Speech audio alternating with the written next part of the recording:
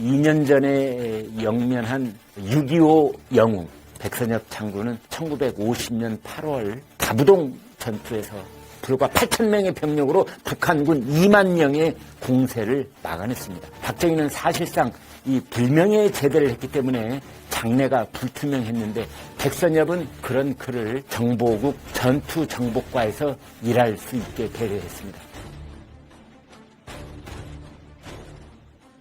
박정희 전 대통령은 지금부터 74년 전인 1948년에 일어난 여순 14연대 반란 사건, 옛날식으로 한다면 여순 반란 사건, 그 사건 때문에 곤욕을 치렀습니다. 남로당 계열의 군 장교들을 숙청하는 과정에서 체포가 됐고 조사를 받았습니다. 이른바 숙군이라는 말로 일컫던 일련의 조사였습니다.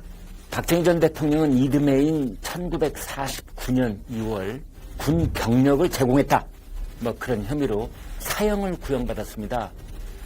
그러다 결국 무기징역을 선고받았는데요.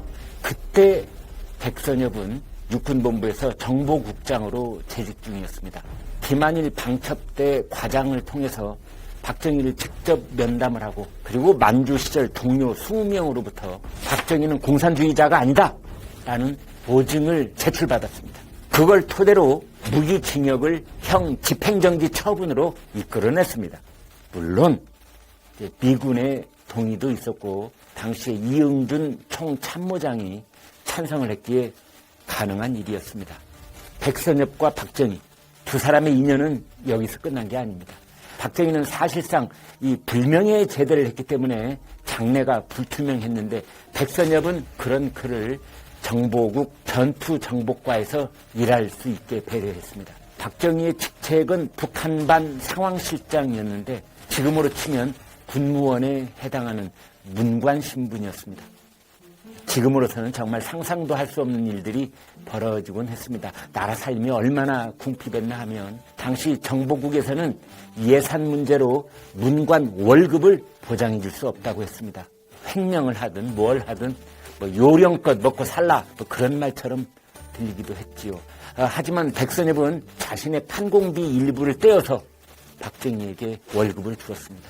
그렇게 목숨을 부지하고 삶을 이어갈 수 있었던 박정희는 2년 뒤 6.25 전쟁이 발발하자 정보국장이었던 장도영의 건의로 1950년 7월 육군 포병 소령으로 복직하게 됐습니다. 6.25 전쟁이 끝나고 박정희를 장군으로 진급시켜준 사람도 백선엽이었습니다. 그때 이미 전쟁 영웅이었던 백선엽은 육군 참모총장이 돼 있었는데 경무대에서는 박정희의 남로당 전력을 문제 삼아서 박정희 장군 진급을 반대했습니다. 그러나 백선엽이 고집을 해서 박정희는 별을 달게 된 것입니다. 5.16이 있은 뒤에는 백선엽이 중화민국 주재 대사로 나갔습니다. 타이베이에서 근무하게 된 것이죠. 그 뒤 유럽 아프리카 총괄 대사로 일했고 나중에는 교통부 장관까지 지냈습니다. 나이로만 따지면 박정희 전 대통령이 백선엽 장군보다 3살이 위입니다. 그러나 외가 쪽 확률로 따지면 백선엽이 외할아버지 뻘이라고 합니다. 그래서 박정희는 사석에서 3살 아래인 백선엽을 형 혹은 백형 이렇게 불렀습니다. 2년 전에 영면한 6.25 영웅 백선엽 장군을 기리는 추모식이 얼마 전 경북 칠곡의 다부동 전적 기념관에서 열렸습니다. 국가 원로 회의, 그 다음에 백선엽 장군 기념사업회가 주최한 행사였습니다. 부처 측은 예년처럼 좌석을 300개만 마련을 했는데 800명이 넘는 추모객들이 참석을 했다고 합니다. 작년 행사보다 3배가량 많았다는 것이지요. 여당 대표를 비롯한 정권 관계자들이 대거 참석했습니다. 우리 군에서도 처음으로 군악대와 의장병을 지원을 했습니다. 정부도 정부고 군도 군이고 아무런 관심을 보이지 않던 그 무관심 속에서 시민들이 성금을 모아서 치렀던 1년 전 행사와는 정말 달라도 너무 달랐습니다. 백선엽 장군은 1950년 8월 낙동강 전선 최대 격전지인 다부동 전투에서 불과 8,000명의 병력으로 북한군 2만 명의 공세를 막아냈습니다. 그 승리가 있었기에 미군과 유엔군은 인천 상륙작전을 성공으로 이끌 수 있었고 전세를 역전할 수 있는 발판을 마련했던 것입니다. 만약 백선엽 장군이 그 낙동강 방어선을 지키지 못했으면 지금의 대한민국은 없다고 해도 과언이 아닙니다. 백선엽 장군은 겁먹은 병사들을 못 달아나게 그들을 격려하면서 내가 후퇴하면 너희가 나를 쏴라, 그런 말을 하면서 선두에 직접 나섰습니다. 인천 상륙작전 뒤에는 미군보다 먼저 평양에 입성을 했습니다. 일사 후퇴 뒤 서울을 최선봉에서 탈환한 것도 백선엽이었습니다.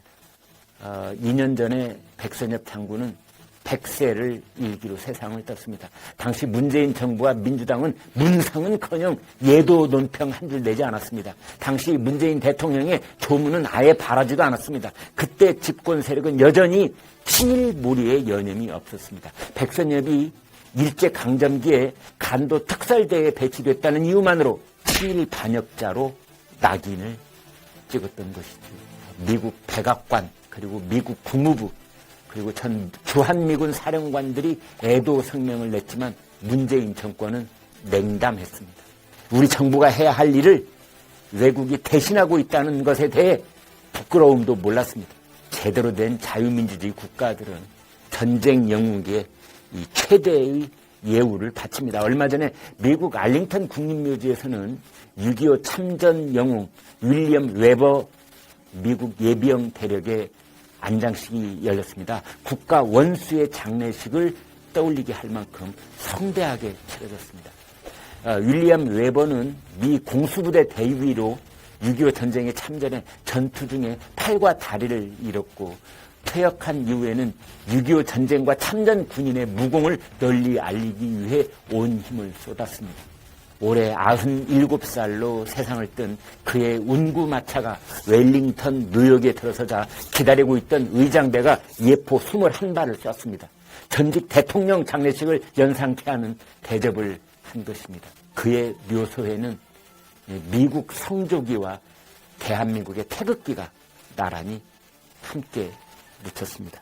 윤석열 대통령은 기회가 있을 때마다 6.25에 참전했던 대한민국 국군 그리고 유엔군 전쟁 영웅들과 그 후손들에 대한 예우를 깍듯이 차리고 있습니다. 윤 대통령은 여러분이 대한민국의 오늘을 있게 한 영웅입니다. 그런 말을 잊지 않았습니다.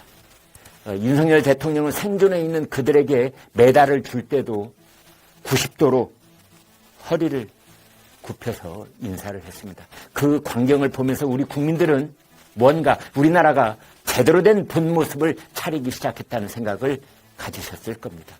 너무도 당연한 일입니다. 윤석열 대통령은 후보 시절에도 국가를 위해 희생한 군인을 기리지 않는 국가는 존립할 수 없다고 했습니다. 너무 당연하고 또 당연한 말입니다.